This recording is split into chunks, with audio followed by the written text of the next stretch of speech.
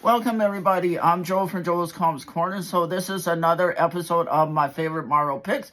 So today we're focusing on Fantastic Four comics because I am a huge Fantastic Four fan. So I thought I'd show some early Bronze Shades to mid-ladies. One from the early 90s, which is a reprint of the original number one. Since I can't afford the original number one of Fantastic Four, I thought I'd showcase the milestone reprints. I love these ones that from back in the 90s that did the silver border, and they reprinted the original issue of number one from the ads to everything in the comic, and it's just so cool because this is the cover of the original first appearance of the Fantastic Four. We all know who they are: Reed Richards, Johnny Storm, Sue Richards, Reed's wife, and Ben Grimm, the Thing, who is their friend and comrade in arms. So they all got cosmic powers, and they're just Marvel's first family, and they're just so cool. They go out, save the world.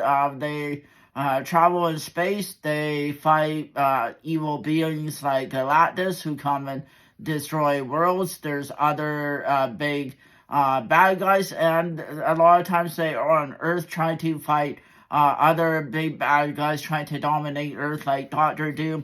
And they also have a nanny named Agatha Harkness, who's a witch. But in this in the 200s, they fight the Salem Seven, who is full of the Agatha Arthur, their nanny, who eventually disappears for a while because she helps them battle the Salem Seven.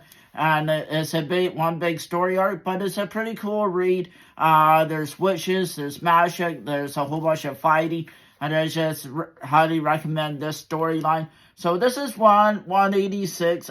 Yes, the cover is warm, but it has a lot going on for it. It's the Fantastic Four versus all these villains on here. I really like the battle covers. I don't know about you guys, but I like it when they're fighting the bad guy. It shows who the bad guy is in the comic, and it's just really so cool. I wish the cover wasn't ripped on this one because it is my only copy, I'm afraid. But maybe I'll try and find a higher grade copy at some point. But they are a little expensive. So this is 1977, so it is quite an old comic, but still a good read. You can find them online and all of that on the Marvel Unlimited, but still really cool. Imagine paying 30 cents for a comic way back in the mid-70s. I wish I was more older back then, but I was only 2 years old. So really cool cover. I love it when the Fantastic Four battling the bad guy on the front cover because it's just really cool. So in this one, this is Fantastic Four 2's number 16 of 1980. And as time goes on, inflation goes up, and now you're paying 40 cents for the comic. So in few short years, comics gone up in price, and I bet even back then there's a bit of uproar, like there is as always when inflation goes up. So now they're facing this bad guy here who's the location is in New York Times. He's hovering over the city. The Fantastic Four go and investigate, and he ends up attacking them, and there's a whole bunch of stuff going on. So this is a mid-grade copy, which is a better condition than this copy because, as you can see, this is a lower grade because of the rip in the cover, which is unfortunate, but when people don't take care of the comics, that's what happens, and I was not the original owner of that comic, so it is what it is.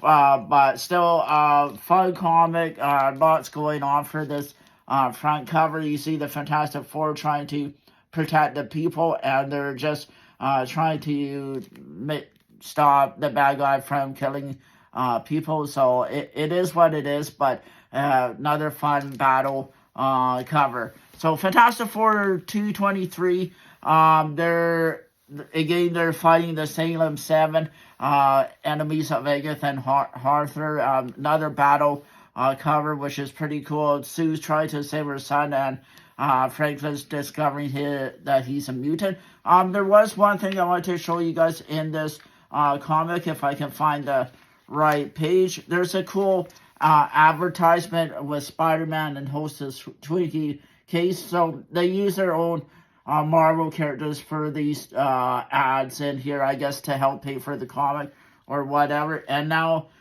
so this is 1984 or something, and the comic, and you notice over the years the comic prices increased. Now it's up to 50 cents. So as the years go on, comics get more expensive, and as the story goes, you have Reed here telling Ben to hurry up because they need to save their son, and it's just on another rescue mission. And again, another cool kind of action sequence cover where they're getting attacked by the Sailor Seven, and they're trying to defeat them, but of course we all know in the end they do.